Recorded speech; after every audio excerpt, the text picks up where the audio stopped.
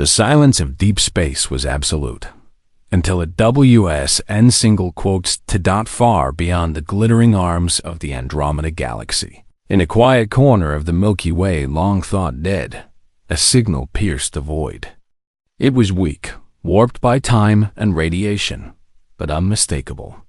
It pulsed once every 8.3 seconds, like a dying heartbeat. And it carried a message. The words meant nothing to most of the galaxy, but to the concord of harmonious species, the vast alliance that now governed over 200 civilizations, it sent a tremor through every council chamber, every data core, every dreaming hive mind from the crystal spires of Xylos to the methane forests of Varn-9. Because the signal came from Sol. Sol, the star once home to humans. And humans were extinct. Everyone knew that. Official records stated it clearly. 212 years ago, during the Great Purge, the old hegemony had judged humanity too dangerous, too chaotic, too violent to be allowed to live. Earth had been sterilized, atmosphere stripped, oceans boiled, cities turned to glass. The few survivors scattered across the stars were hunted down, their language erased, their history buried. No one had heard a human voice in over 2 centuries.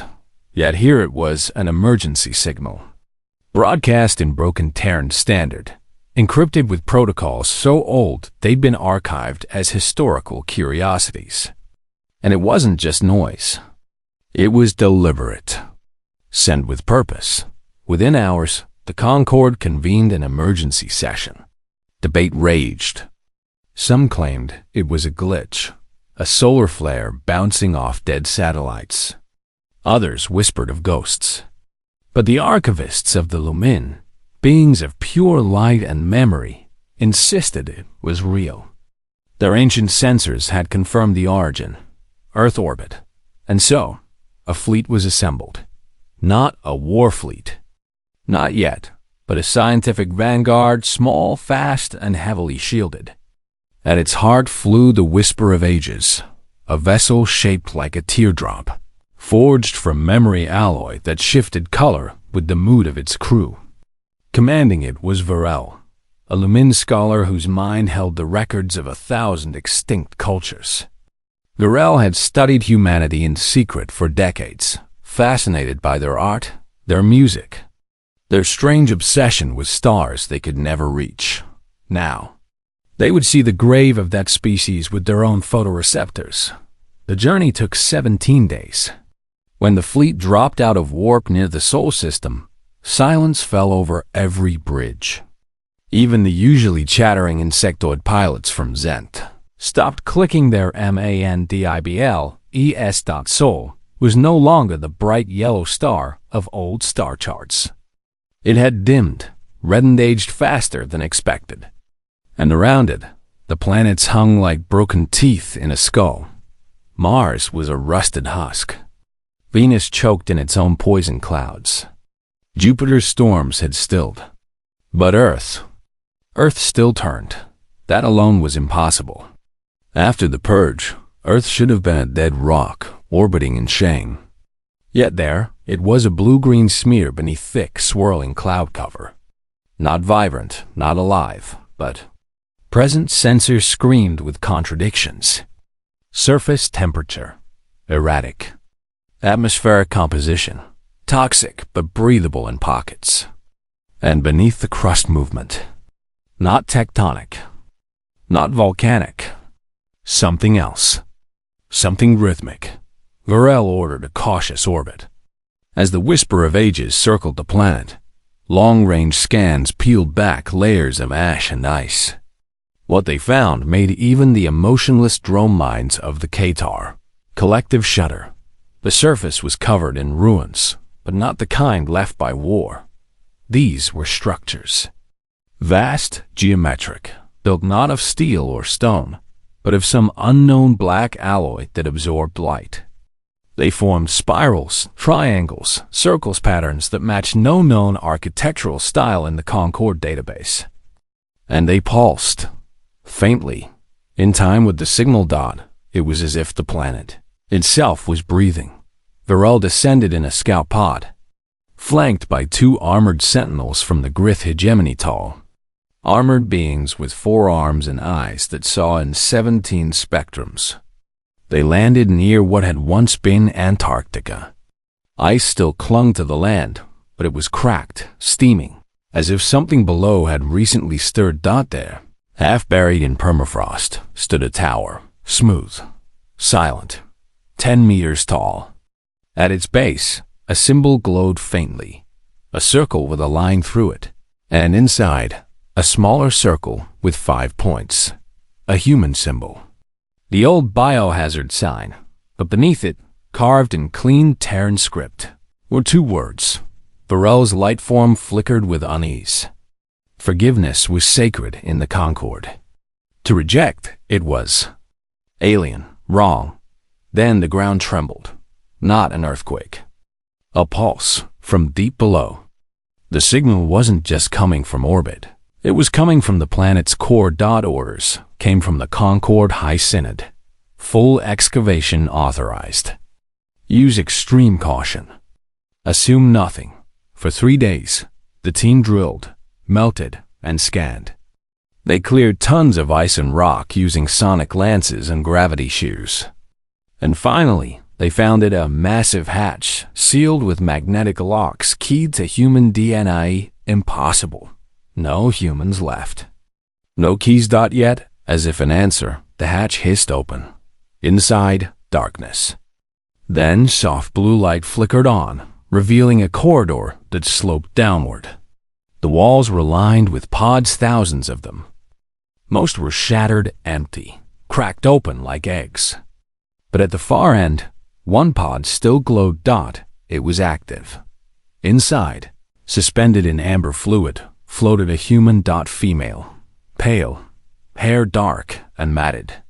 Wires snaked from her temples, her wrists, her spine. Her chest rose and fell slowly. Alive, or close enough. Varel approached, photoreceptors wide. The pod screen blinked with fading text. Subject: Alara Vansarank, Commander. United Earth Defense Fleet status. Final protocol Ingagetto. Not wake without consent of Earth's last voice. And there was no such thing as Earth's last voice. The phrase meant nothing in any Concord language. But Varel understood. This wasn't just a survivor. This was a message. A weapon. A witness. And she had been waiting. Outside, the black towers pulsed brighter. The signal changed. Not just repeating now, but growing. Spreading. Like a wave. Back on the whisper of ages, alarms blared. The signal was no longer confined to Seoul. It had jumped to nearby systems. Then farther. It was broadcasting on every frequency, every band, every quantum channel the Concord used. Across the galaxy. Beings stopped what they were doing. Traders halted mid-deal. Warriors lowered their blades. Artists paused their brushes, because every screen, every comlink, every dream interface now showed the same thing. A pale blue dot, spinning in darkness. And beneath it, words in clear, simple Terran. You erased us. Now listen. Panic spread. Not of invasion. Not of war. But of something worse, of being seen. Varel stared at the sleeping human, heart-light throbbing with dread and awe. They had come to study a grave, but they had awakened a reckoning. And the galaxy, so proud of its peace, so sure of its justice, would soon learn that humanity's final act was not to die. Quietly, it was to be remembered, and to make sure no one forgot what they had done. The emergency signal had been sent. What appeared next would not be a fleet. Not a bomb. Not even a voice. It would be truth, and the galaxy was not ready. The pod opened with a soft hiss, spilling warm amber fluid onto the cold floor. Steam rose in thin curls. The woman inside gasped once, sharp, like a drowning person breaking the surface. Her eyes snapped open. They were dark, bloodshot, and burning with something older than anger. Commander Alara Vance sat up slowly, her body trembling, muscles stiff from 2 centuries of sleep. Wires tore free from her skin. She didn't cry out. She just stared at the beings around her, tall, shimmering, alien, and said one word in a voice cracked by time.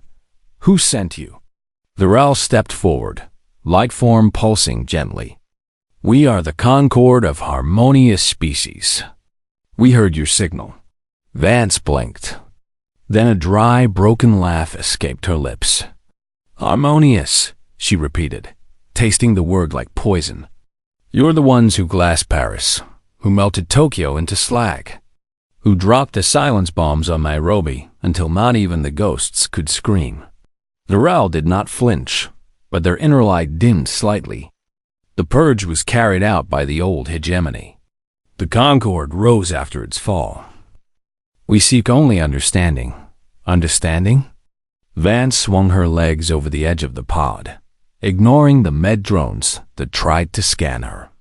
She stood, swaying, but held her ground. "You came to gawk at the dead zoo exhibit. Look, kids, the violent monkeys are finally gone. Well, here I am, still breathing, still remembering." She turned and walked staggered, really toward a wall screen. With one shaky hand, she tapped a dead control panel. Nothing happened. So she smashed her fist against it. Sparks flew. The screen flickered to life. Images appeared. Not of war. Not of weapons. A child drawing stars on a window. An old man playing piano in a subway. 2 women holding hands under cherry blossoms. A dog waiting by a broken door. "This," Vance said, voice low, "is what you erased." The Rel watched, silent. The Lumin had studied human history through cold data battle stats, population drops, extinction dates. But this was different. This was warmth. Loss, love. One of the Grith sentinels shifted uneasily. "These are emotional recordings, irrelevant to strategic analysis."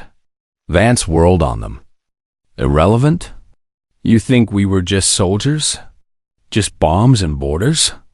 We baked bread. We wrote songs about rain. We cried when our pets died. And you called us monsters because we fought back when you came to burn our homes." She turned back to the screen. "You want to know why the signal went out? Fine, I'll tell you."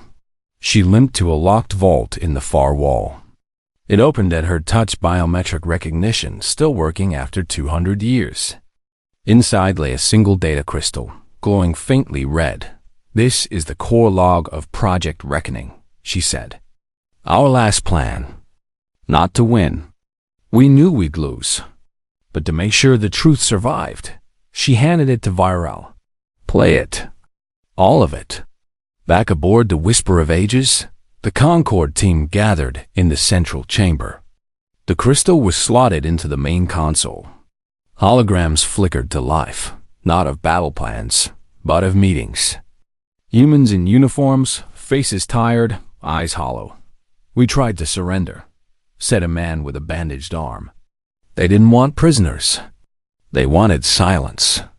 "We tried diplomacy," said a woman with silver hair. "They called our language noise pollution." Then a younger Vance appeared, standing before a war council. "If we die loud," she said. "Not with screams. With memory. With proof. Let them hear our lullabies while they sleep. Let them see our gardens in their dreams. If they erase us, let the void echo with what they destroyed." Project Reckoning wasn't a weapon. Not in the way the galaxy understood weapons.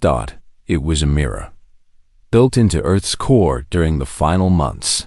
Using stolen hegemony tech and human bioengineering, it was a self-sustaining intelligence. It fed on geothermal heat, cosmic rays, and the last stored memories of billions. It didn't kill. It showed. It recorded every human life, every story, every crime committed against them, and waited. The signal wasn't a call for help. It was an accusation wrapped in a lullaby. Varel felt something unfamiliar stir in their core shame. But why wake me? Vance asked suddenly, turning to them. Why now? Varel hesitated. The signal? It changed. It's spreading. Not just data. It's reaching minds. Across the galaxy. Beings are seeing things. Hearing voices. Human voices. Vance's eyes narrowed. Then it's working. Before anyone could respond, the ship shuddered. Alarms blared. Lights flashed red. Massive energy surged from Earth's core. A Qatar drone buzzed. Surface structures are activating. On the view screen, the black towers across Earth began to glow, not with light, but with darkness. They drank in starlight, grew taller, and pulsed in unison. The planet's magnetic field twisted, warped, then stabilized into a new pattern. And then, silence. Total silence. Every comms channel went dead. Every sensor flatlined. Even thought links between telepathic species snapped like dry twigs. For exactly 10 seconds, the galaxy held its breath. Then, every being in the Concorde, every citizen, soldier, child, I heard the same thing in their minds, not words, not screams. A baby crying. Soft, real, terrified, followed by a woman's voice, singing an old Earth lullaby in Mandarin. Then a man whispering, "It's okay. I'm here." Then silence again. On board the whisper, the Grith Sentinel dropped to one knee, claws gripping its head. "It's inside me," it rasped. "I can feel her fear. The mother's, the child's. Why?" Vance watched, face grim. "Because now you know what it felt like to be us. Not the soldiers. Not the rebels. Just people. Trapped. Loving. Dying." Varel turned to her, voice trembling in light form. "What is it doing?" "Making you remember," Vance said. "Even if you weren't there. Even if your species didn't pull the trigger. The guilt lives in the silence you kept. The truth you buried. The Reckoner doesn't care who did it. It cares that it happened. And that no one said sorry." Outside, Earth glowed softly, like a heart restarting. Then, from the core, something rose. Not a ship. Not a creature. A shape. Vast, shifting, made of shadow and light. It hovered above the planet, silent, watching. The Reckoner had awakened, and it was not angry. It was sad. That was worse. Vance walked to the viewport, wrapped in a thin thermal blanket. She didn't look triumphant. She looked tired, old. "They thought we'd go quietly," she murmured. "But we left our ghosts in the walls, in the soil, in the stars we named." Varel joined her. "What happens now?"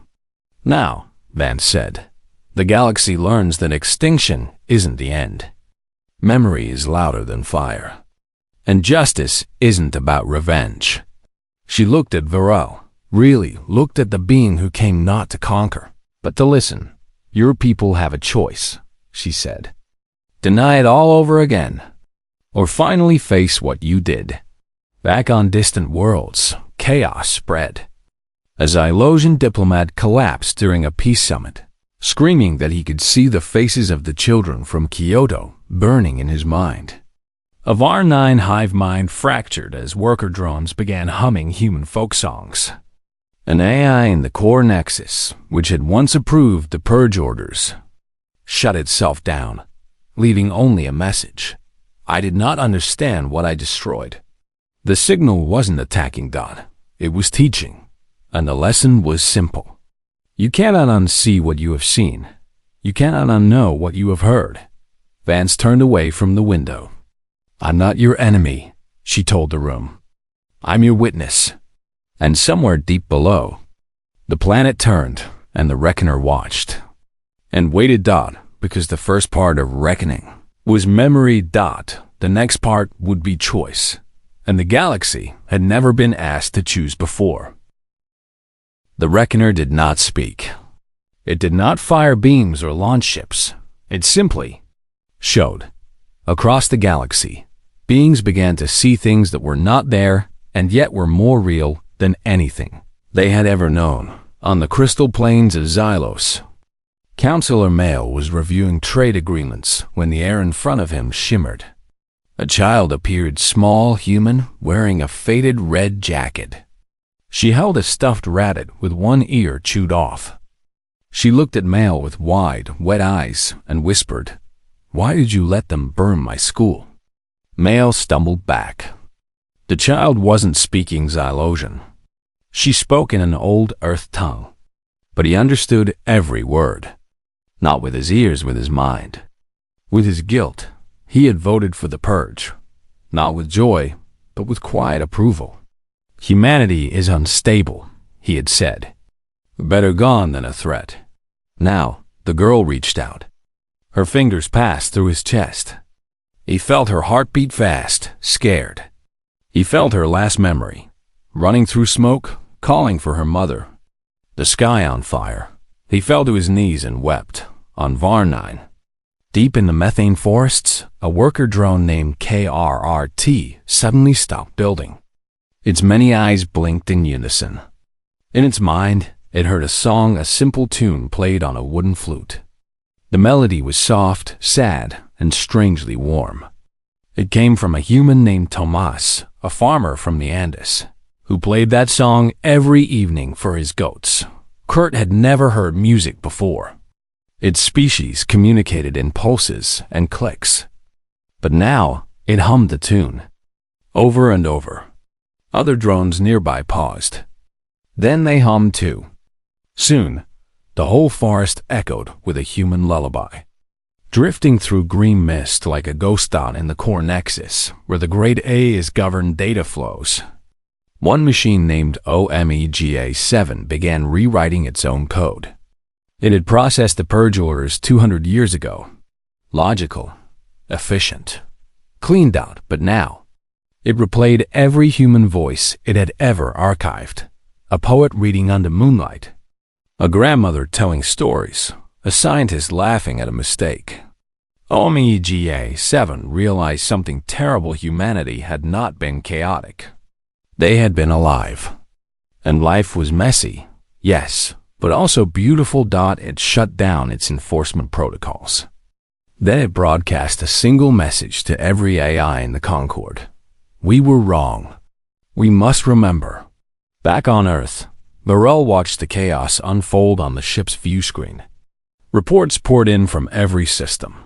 Panic, confusion, breakdowns, but also change.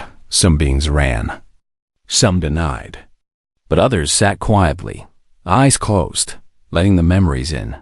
Vance stood beside them, wrapped in a thin gray blanket, watching the Reckoner hover above the planet. It looked like a storm cloud made of glass and shadow shifting, endless, calm. They're not being punished, she said softly. They're being reminded. Burrell turned to her. Why does it show different things to different beings? Because it knows what they need to see, Vance replied. Not what they did, but what they ignored. The Reckoner doesn't care about armies or empires. It cares about truth. And truth looks different in every heart. A Grith sentinel entered the room, armor dulled, forearms hanging low. Commander Vance, it said, voice rough. I saw my great sire. He flew a purge cruiser. He dropped fire on your cities. He never spoke of it. But in my vision, I felt the heat. I heard the screams. I felt the shame he buried. Vance nodded. Now you carry it too. Not to suffer. To choose differently. The sentinel bowed its head. What do we do? Live with it, she said. Honor it. Build something better. Outside, the Reckoner began to move not away, but down. It settled over the ruins of what had once been New York. The black towers pulsed brighter. The ground trembled again, but gently this time. Like a heartbeat returning from beneath the rubble, machines rose. Not weapons, builders. Small, spider-like drones made of the same dark alloy as the towers. They moved with quiet purpose, clearing debris, sorting metal, planting seeds in the cracked earth. They were rebuilding, not cities for war, but homes, gardens, places where someone might sit and watch the stars. Varel watched, stunned. It's healing Earth? It's showing what we wanted, Vance said. Not just to survive, but to live. To grow things, to share meals, to watch sunsets without fear. She walked to the ship's comms panel and tapped a command. A new broadcast began not from the Reckoner, but from her. A simple audio file, cleaned and restored. It was Earth's final symphony, a mix of jazz piano, whale songs from the deep Pacific, the hum of wind through bamboo forests, and the voices of children singing in 20 languages. It had been recorded in the last week before the purge by artists who knew they would not survive. Now, it played across every world. On Xylos, Mail stopped crying. He sat up. He played the symphony again and again. Then he called an emergency session of the council. On Var 9, the drones stopped humming the lullaby and began planting new methane trees in the shape of human constellations. In the core nexus, OMEGA-7 began archiving every human song, story, and recipe it could find.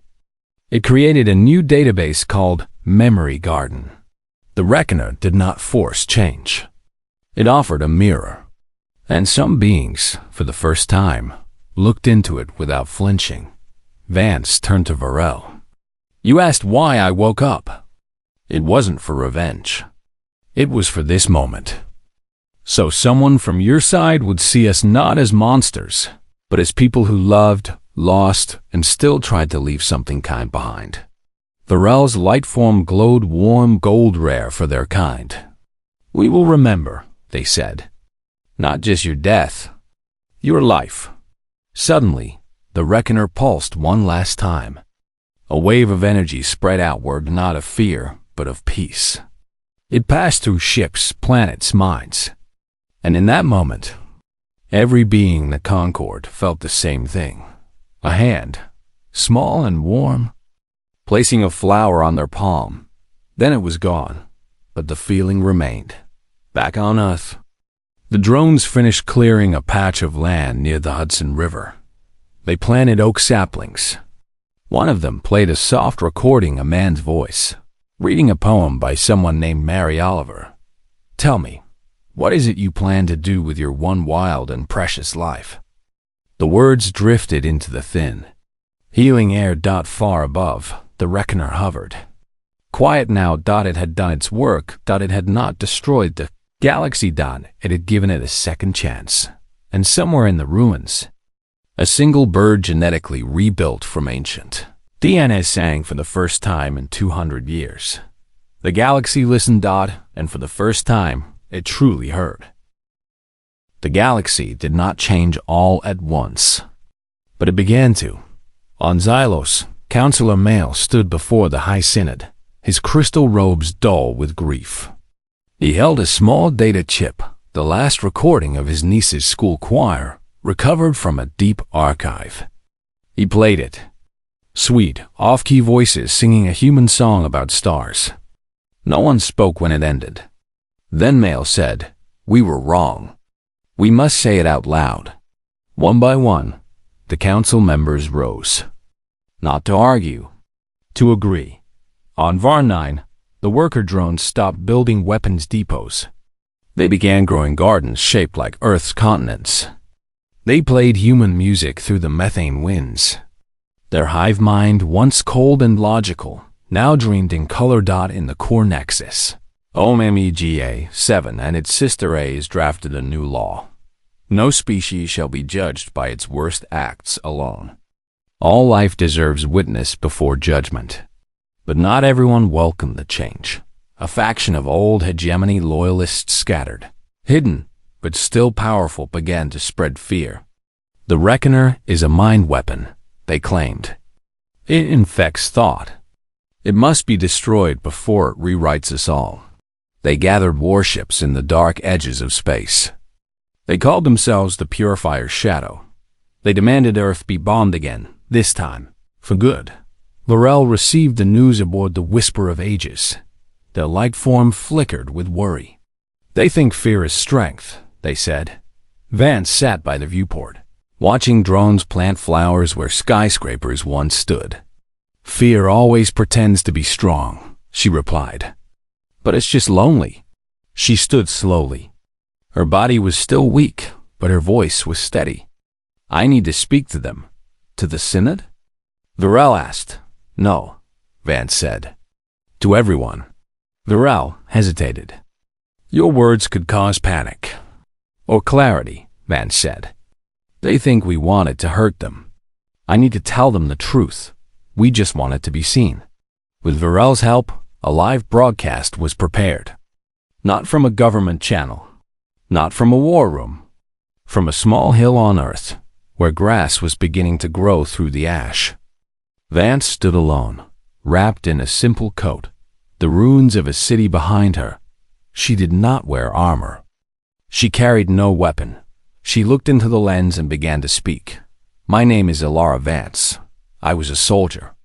But before that, I was a daughter. A friend. A person who loved sunsets and bad coffee and old movies. She paused. The whole galaxy watched. You think we sent the Reckoner to punish you. But we built it because no one listened when we begged. When we said, we don't want war. When we said, please, just let us live. You called us violent because we fought back. But you never asked why we had to. Her voice did not rise. It did not shake. We are not asking for revenge. We are asking for remembrance. Remember that we laughed. That we cried. That we tried every day to be kind even when the world was cruel. She turned and pointed to a small oak sapling behind her. This tree has no weapons. It just grows. It gives shade. It holds the rain. That's all we ever wanted to grow. To give. To be left in peace. Then she said the words that would echo for generations. Don't destroy the Reckoner. Don't run from the truth. Sit with it. Learn from it. And build something better than what came before. The broadcast ended. Silence followed. Then, across the galaxy, people began to respond. A young Qatar artist painted murals of human faces on public walls. A Grith warrior laid down his pulse blade and opened a school to teach Earth's poetry. Even among the Purifier's shadow, some ships turned back, their crews whispering, what if she's right? But the hardliners did not yield. Their fleet gathered near the edge of Sol System. 10 warships, black and sharp, built for silence and fire. Their leader, a former hegemony general named Rosk, sent a final message. You have corrupted the Concord with ghost memories. We will cleanse Earth once more. This time, we will burn the core.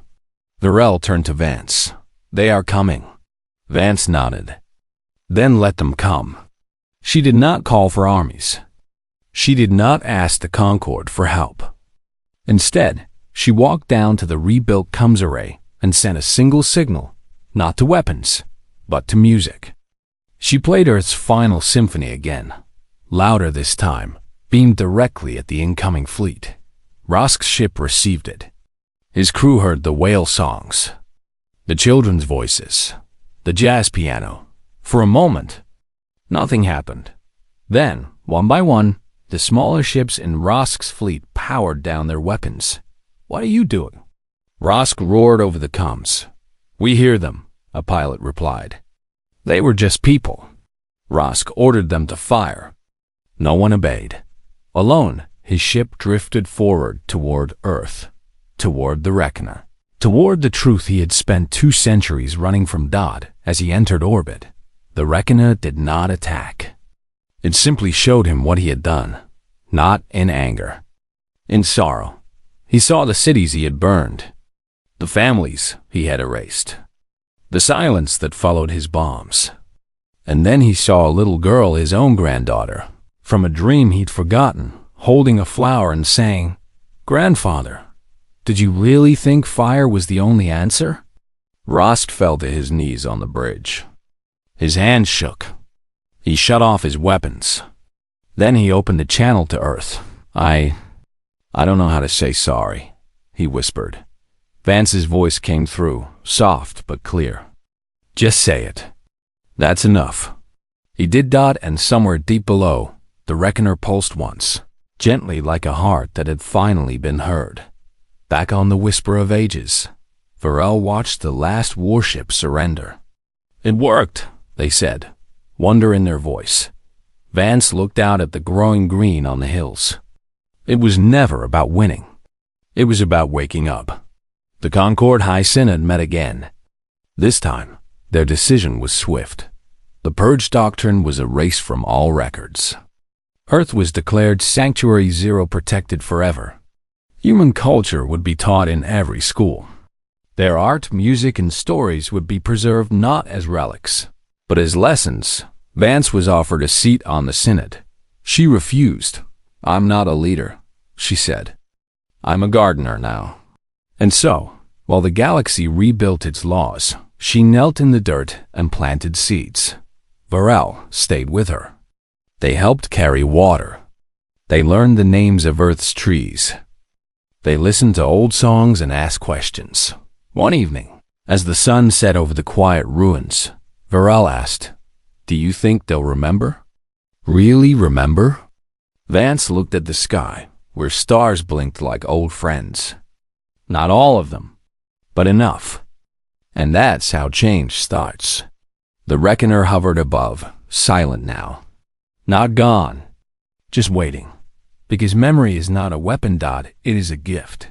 And the galaxy, at last, had learned to receive it.